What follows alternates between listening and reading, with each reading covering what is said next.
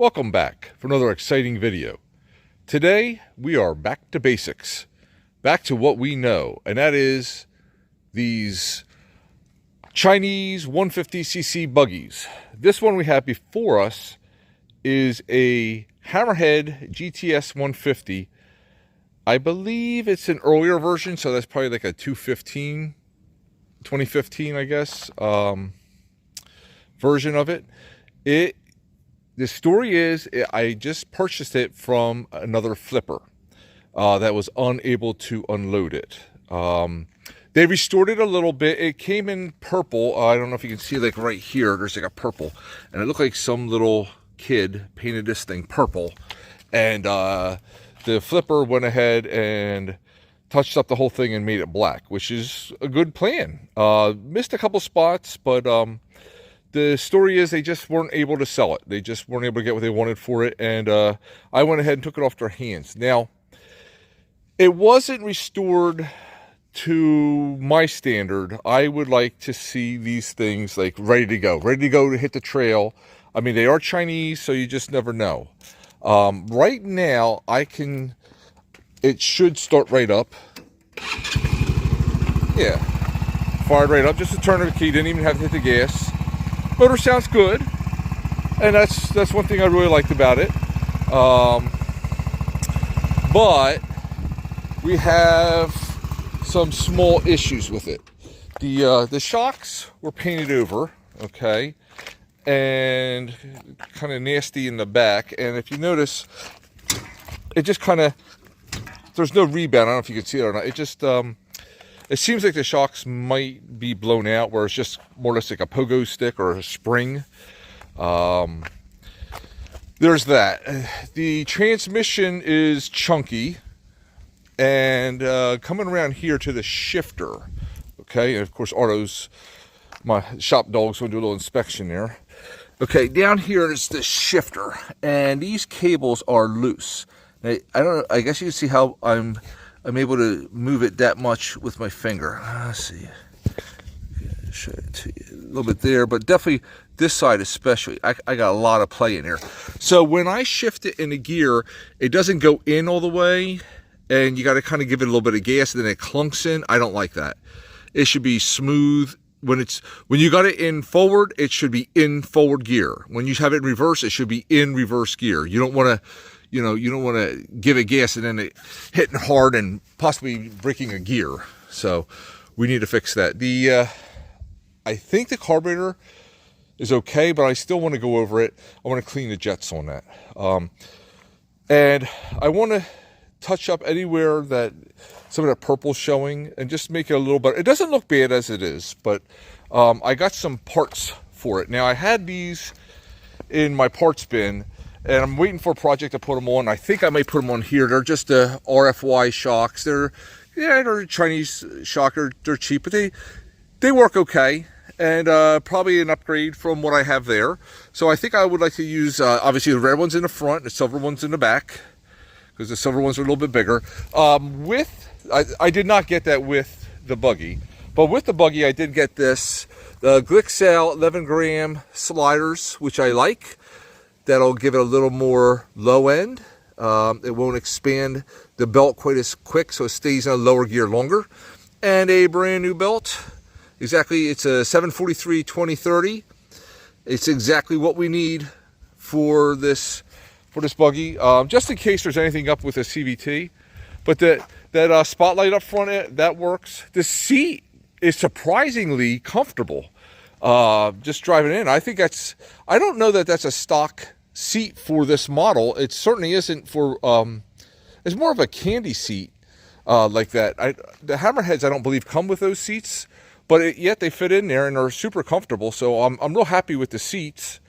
And it doesn't appear, they're stained up, which we can touch up a little bit. Got some bird crap on them, looks like. But it doesn't seem that we have to do much to this.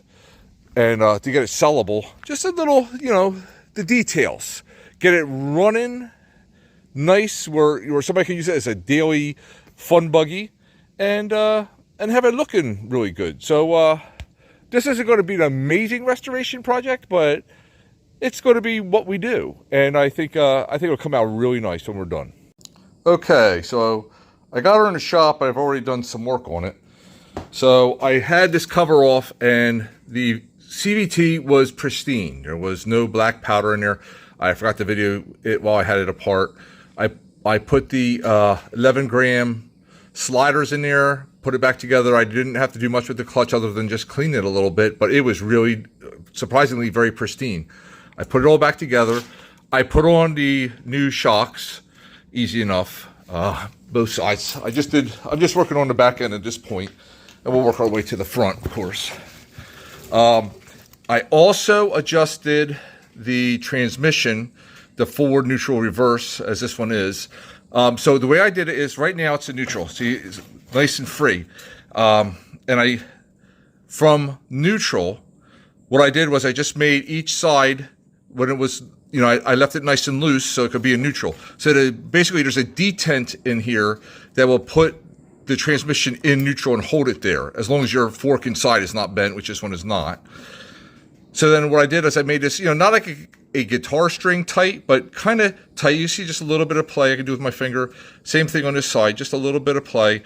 But I got them both nice and even. And now when I shift into forward or reverse from neutral, it's in gear. It stays in gear. There's no loud clunk or anything like that. It's a nice shift, nice smooth shifting, I should say. You want about this much play in your chain. I really had to take a link out because I ran out of adjustment. So this was just about perfect. It's nice and smooth now. So we're going to change the oil. Not a big deal on that. And we did clean the air filter. We did have a mouse nest in there, of course. The air filter itself was intact. I did change it out, but it was intact. So nothing got inside of the carburetor or engine. But, we of course want to do that to take it to that next level so the next person doesn't have to worry about it. Most people don't want to buy these things and do all the maintenance on it. They want it all done. So I want to make sure that when they have it, it's like they're buying a new vehicle. Anyway, that's all I got for now. I'm going to keep on working. Okay, so now we've moved to the front end of this machine. And this tire right here, every tire has a tube in it. I'm not sure why, but you could not put air into this tire. So I tried to fix the tube and it ended up ripping. So we took the tube out. I put a regular tire stem in it. These are tubeless tires. And I went ahead and did that, filled it up with air, holds air just fine. But I noticed, I took it for a little test drive, and I noticed that the brakes were a little weak. So it stopped, but not good. And these Hammerheads don't have the best braking system, but they are hydraulic disc brakes. They don't have a booster or anything on them. But I figured, well, let me just check out the front brakes. As long as I have it up in the air, look, nothing. I'm hitting the brakes, and I got nothing. Same thing on the other side. I know you can't see that right now. We have the camera angle, but we have no front brakes at all. So I'm hoping it's just a matter of needing bled. I'm not sure. But I'm also going to be putting the shocks on, but brakes are more important. We're going to work on brakes first. Okay, so good news, bad news.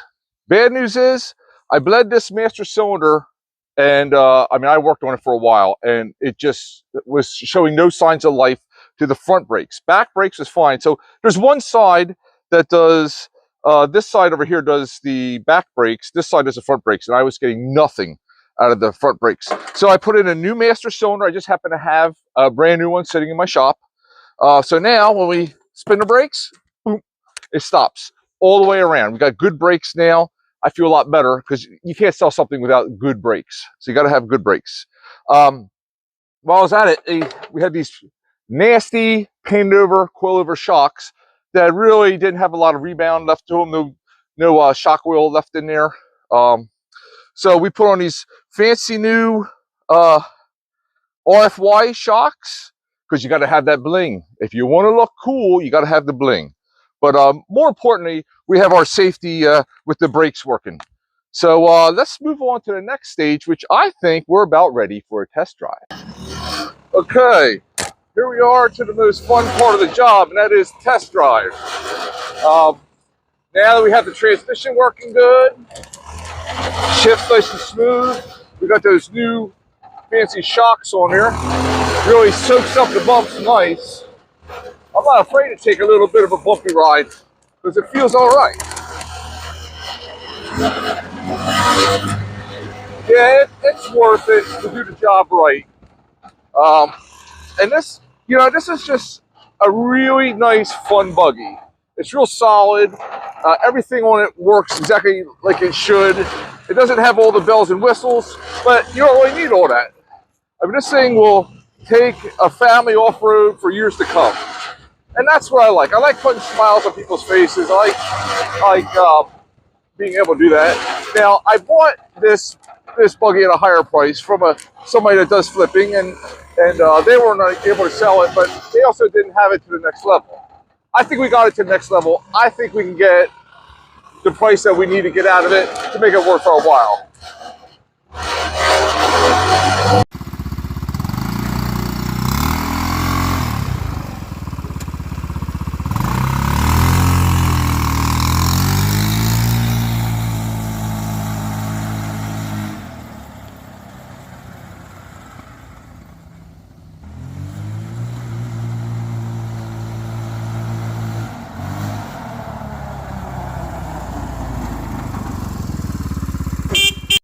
Well, that concludes our video of this buggy.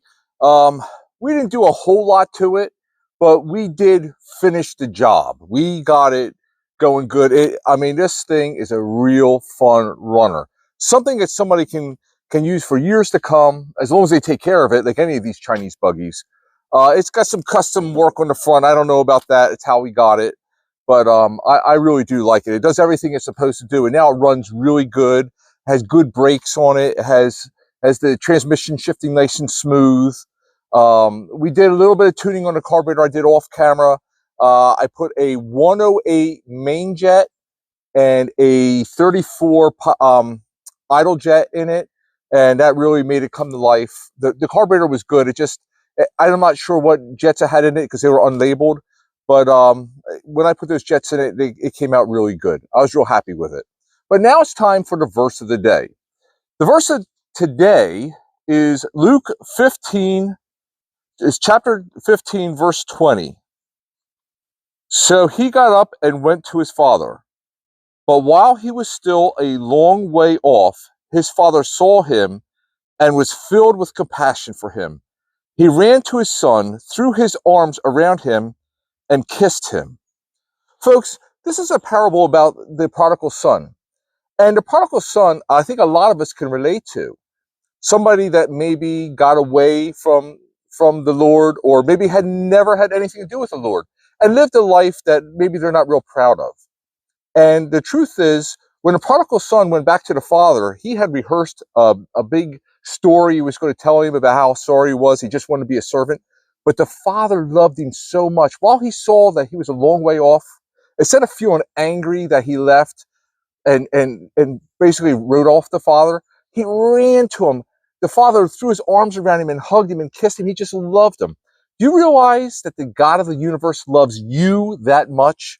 And you may say, well, not me. I've done so many things wrong. I've messed up. If you only knew my story. Well, folks, why do you think I'm telling you all these things about this great God? I've messed up. I've done things I'm not proud of. I've done things I'm ashamed of. But yet God still loves me, and he still has a purpose for me. And he has blessed my life. He's given me so much. But most importantly, he's given me a relationship with him that will last forever. And you too can have that. If you see it in his word, he has it for you. His son died for you. He loves you. And he wants a relationship with you. And you need to get in his word and find out more about him. Hey folks, if you like what you've seen here, like, subscribe, and hit that notification bell. Thanks for watching.